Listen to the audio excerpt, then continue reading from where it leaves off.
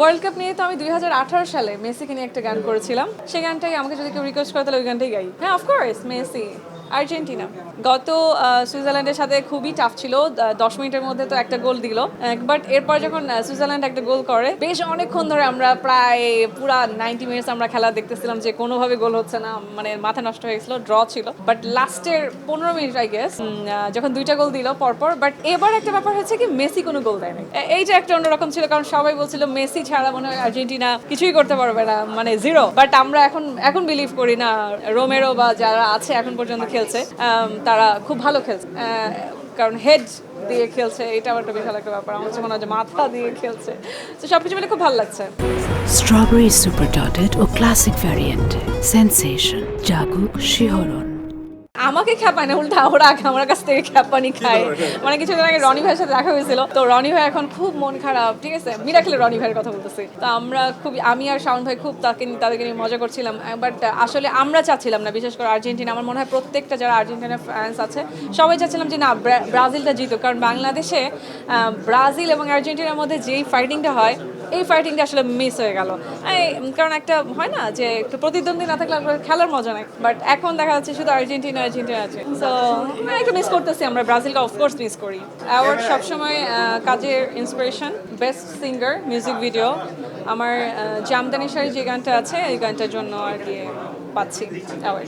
Jamdani sari basically গানটা তৈরি করেছে, কথা সুর সঙ্গীত করেছে হচ্ছে তানভীর আহমেদ। সো ও আর আমি দুজনই ডুয়েট করেছি, আর এই গানটা সুন্দর একটা মিউজিক ভিডিও হয়েছে, যেটা আমার ইউটিউব চ্যানেলে পাওয়া যাবে। আর এটা একদমই হুট করে করা, আর আমি কখনো এফডিসিতে কখনো শুটিং করি না সেট আকারে।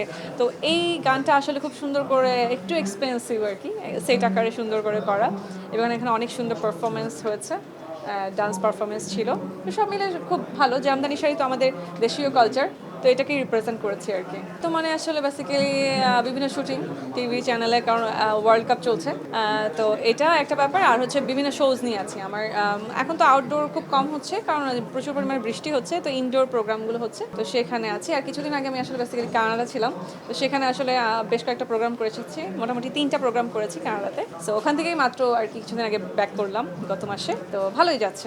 আমার গানের রিকোয়েস্ট করে ম্যাক্সিমাম টাইমে, ইনফ্যাক্ট কিছুদিন আগে আমি একটা লাইভ করলাম, সেখানেও আমার নিজের গানের রিকোয়েস্ট এসেছে। তবে এইটা একটা আসলে ভালো লাগার একটা ব্যাপার, যে আমার ঢাকাতে জামদানি শাড়ি, তারপরে কি করি তোকে বোঝাই, আসিফ ভাইয়ের সাথে যে গানটা করেছি, এরকম আরো অনেক গান যেগুলো আছে সেগুলো গানের রিকোয়েস্ট আসে। আর তাছাড়া আমি কিন্তু বিভিন্ন ফোক গান ম্যাশ আপ করে করি, অ্যান্ড ফিউশন করে করি, তারপর হচ্ছে ফিল্মের গান করা হয়, পুরাতন দিনের গান করা হয়, ইংলিশ গান করা হয়, তো বাংলা গান তো আছেই, সব মিলিয়ে সব ধরনের গান করা হয়। ঢাকা জ্যাম যতদিন বাংলাদেশে ঢাকা জ্যাম থাকবে ততদিন আছে। ঢাকাতে জ্যাম শুধু আমারই কারণে হয়, আর এখন হচ্ছে পানির জন্য আমাদের দুর্বিষহ ব্যাপার হয়ে যায়, এটা আসলে স্যাড মুডে চলে যায়, কারণ বৃষ্টি প্রচন্ড এবার, মানে আমার মনে হয় যে এই প্রথম মনে অনেক বেশি বৃষ্টি হচ্ছে।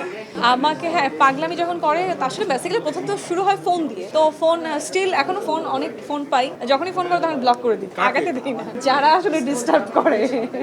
এটা আসলে তো নেচার, আমাদের এখানে বলার আসলে কিছুই নাই, কারণ একটু নিচু এলাকাগুলো একটু প্লাবিত হচ্ছে এবং ভালোভাবে এবার হচ্ছে, তো আসলে এটার জন্য আসলে আমাদের এখনো উপরওয়ালার কাছে প্রার্থনা ছাড়া কোনো ওয়ে নেই।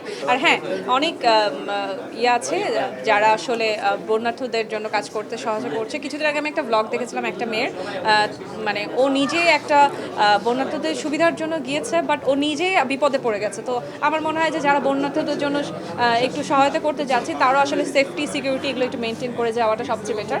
আর অবশ্যই বন্যার্থ যারা আছেন তাদের পাশে সকলকে দাঁড়ানো উচিত, নট অনলি আর্টিস্টরা, সবাই মিলে একত্রে করা উচিত। Thank you.